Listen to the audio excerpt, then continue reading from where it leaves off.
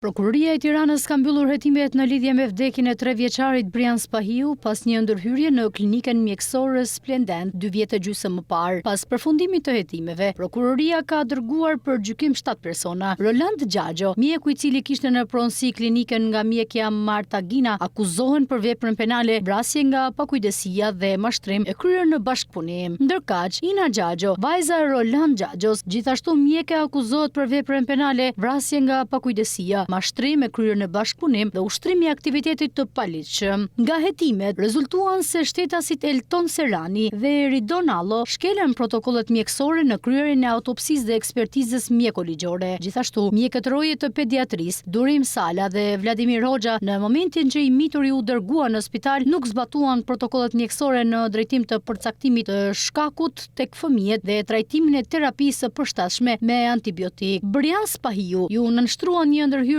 dentare në 14 dhëmb. Pas ndërhyrjes, i mituri u kthye në shtëpi dhe brenda pak orësh u dërgua në gjendje të rëndë shëndetësore në Spitalin e Pediatrisë në qendrën spitalore Nën Tereza Tiranë, ku dhe më pas me datën 1/10/2023 ndërroi jetë.